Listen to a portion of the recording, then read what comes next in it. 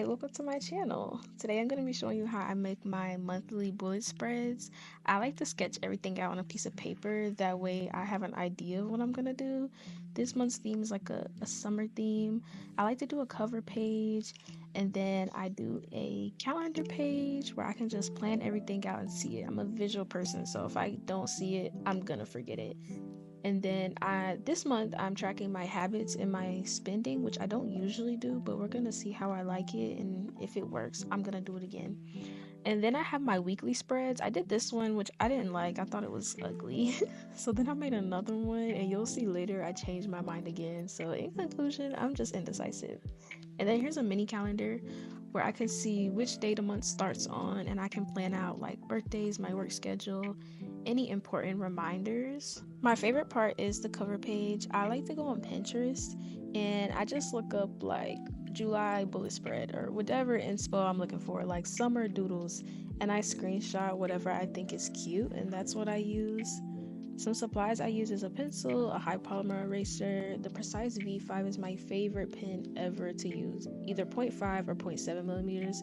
And then I use a glue stick because these pages are a little thin and I don't like when the ink bleeds through, so I just glue the pages together. I've been journaling since 2019, but I haven't really sat down and took the time to do like a themed month and well thought out spread for a minute.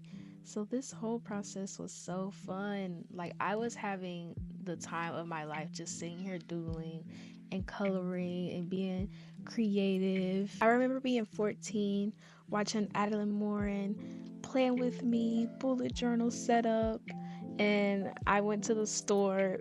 I think I begged my dad to get me like all these markers and colored pencils and a bullet journal and stickers and highlighters. I was so excited, not even realizing the crazy journey that journaling was going to take me on. Journaling gave me something to do besides bed rotting and doom scrolling, and I was so grateful for this outlet as a freshman in high school because at that time in your life, it's like your social life means the world to you. And so when I was journaling, I had something else to do besides just sit and be chronically online.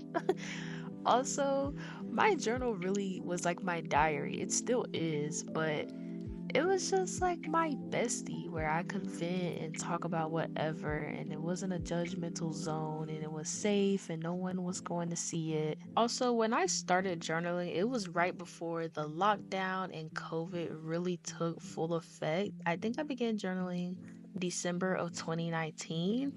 So it's like this happened at the perfect time of my life. I can confidently say that my journal saved my life. Without it, I don't know what I would have done. I would have went crazy because one, we were all forced to just be in our homes.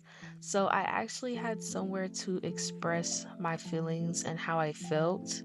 And if you remember, this was like peak era of spirituality, and you need to do this and you need to do that. You need to self-reflect, shadow work, shadow work. I was fully immersing myself in this content. I mean, I could not scroll through like 5 TikToks without seeing this is what you need to do and this is how you be a good person. So I used to take down like every single journal prompt there was. When I tell you I was deep diving through any kind of trauma, I was just going through it all. My main focus was self love. I feel like during this time, so many people were talking about love yourself, love yourself. And I honestly feel like because we were all stuck at home with ourselves, so many people were forced to actually reflect on the kind of person that they are. Since you're stuck with yourself and forced into isolation, you have no choice but to work on yourself or be miserable. This is why I say my journal saved my life, because I was creating gratitude spreads, affirmations, just finding any little thing to be grateful for, affirming myself that I'm okay, I'm perfect, I'm loved, because 14-year-old me was a die-hard people pleaser, and I didn't know how to put my needs before other people's. And I was desperately trying to figure out How do I prioritize myself? And so it started with journaling because anytime I was writing in my journal, it felt like the most ultimate act of self love. Creating time for myself, sitting down, doing something that I really enjoy doing, pouring into myself. If you recognize where the quote I'm writing this from, then you a real one. In the back of my journal, I keep this guide so that I can section things off evenly, or I can section words. Like for my habit tracker, I wanted the word habit directly in the middle of the page, and I do math to make sure it's there. If it's not in the middle, it just bothers me. Like I have to section it off. Now, in the past, I've had some serious beef with habit trackers because, in theory, it seems really great. Somewhere where you can track habits. You want to start reading more? Okay, track it. But where the beef comes from is you have to build a habit in using the actual habit tracker. It's almost counterproductive. It got to a point where I would create habit trackers and they would be left untouched the entire month. So I just stopped doing them, but I felt the need to run it back this time and see if it works because there's a couple habits that I really want to start doing, and I'm hoping if I have a visual reminder that it'll really help me. We gonna see. Hopefully the beef stops here. And then I'm tracking my spending because I'm trying to adult, and money is a big part of adulting.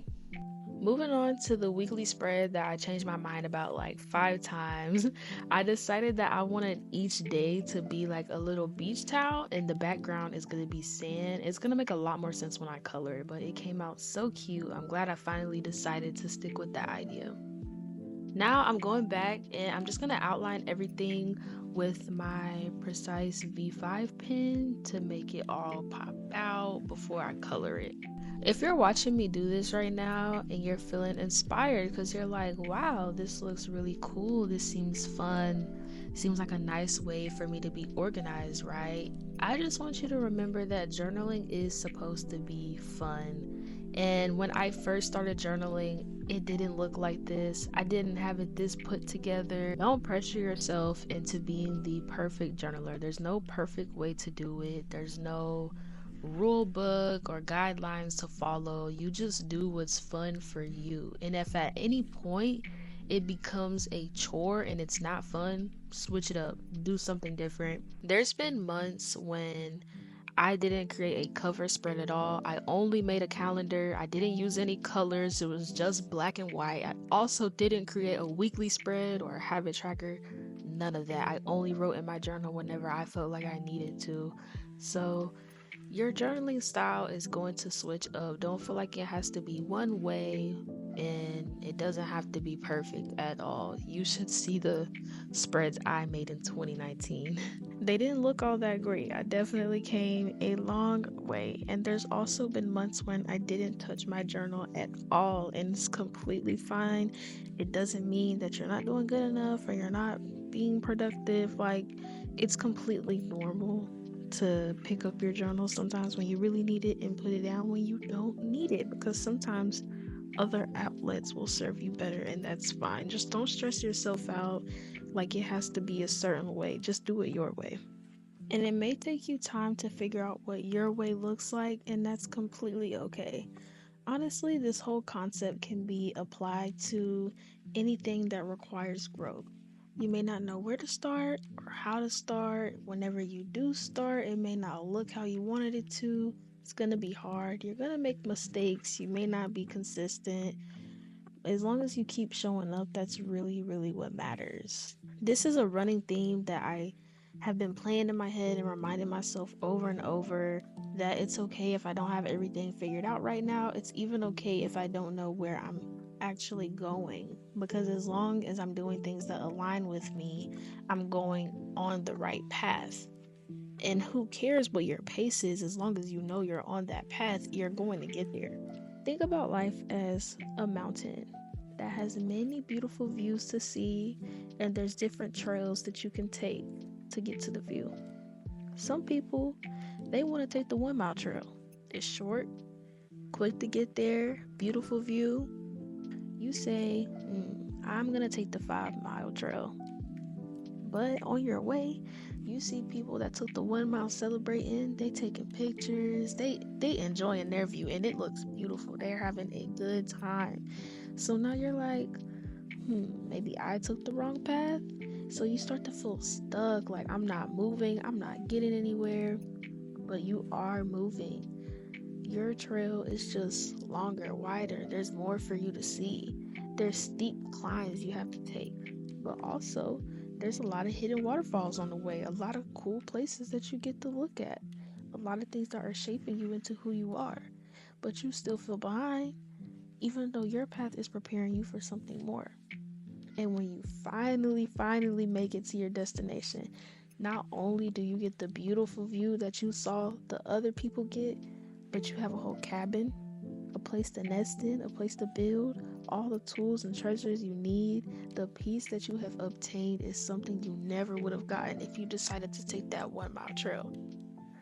Maybe your journey is longer because what's waiting for you is deeper. Your destination requires more preparation, more transformation. Imagine if you would have turned around and you took the other trail just because it looked easier.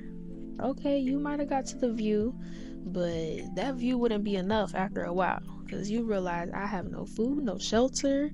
It's not all that peaceful over here because I don't have anything protecting me.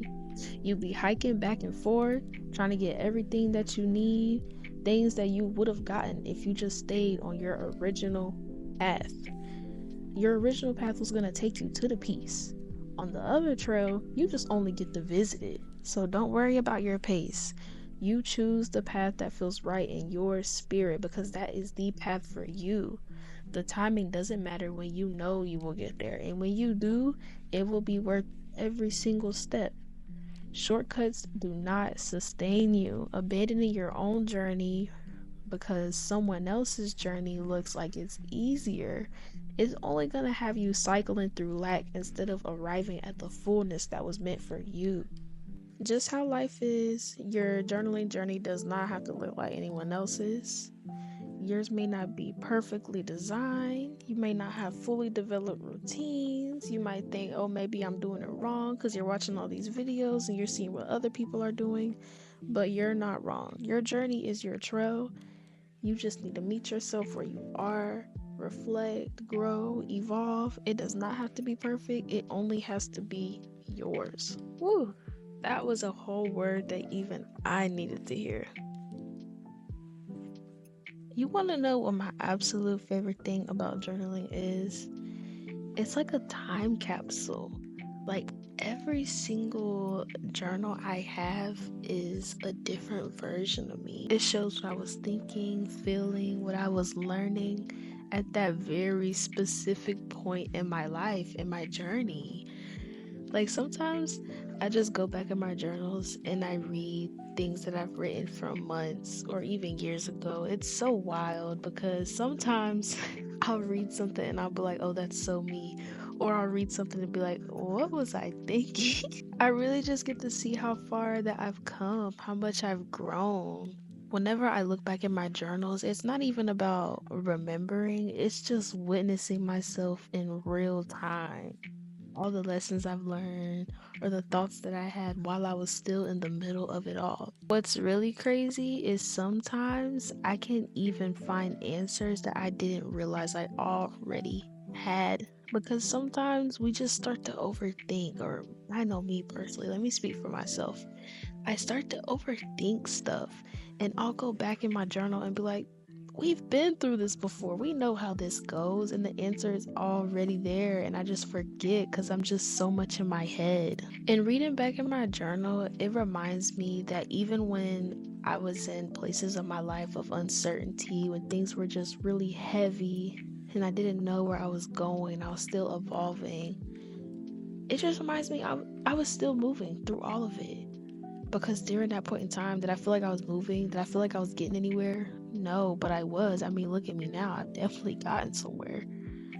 So it's just a reminder that even in the present moment, when I feel like I'm not going anywhere, there is proof, real proof, physical evidence that I've created reminding me Even when you feel like you're not going anywhere, you are, because look, you've done it before. That's why I love journaling so much, because it doesn't just capture your thoughts, it captures your whole becoming as a person. I can't wait to look back at my 2019 journal in 2029 and just be in awe of how different everything in my life is. I mean, everything about my life is already so different from 6 years ago. I can't imagine what it's gonna be like when I'm looking back at my life 10 years ago. Like, whoa.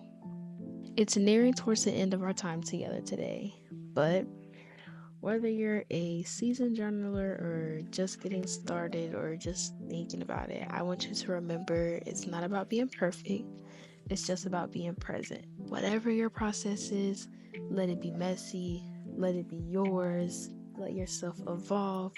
There is no right way to do it, and there is no rush. Let your journal be your anchor. Let it be a safe space, a soft place to land, somewhere that is a creative outlet, somewhere that's fun, not something that adds more stress to your life. A reflection that I want you to take with you today and think about is, if I could talk to the version of me from 6 months ago, what would I say?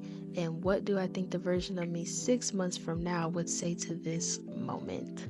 I think that's a beautiful journal prompt that would get you thinking about a lot, and you'll be able to reflect a lot and think about where you are now and what do you need to continue to do right now to get to where you want to be.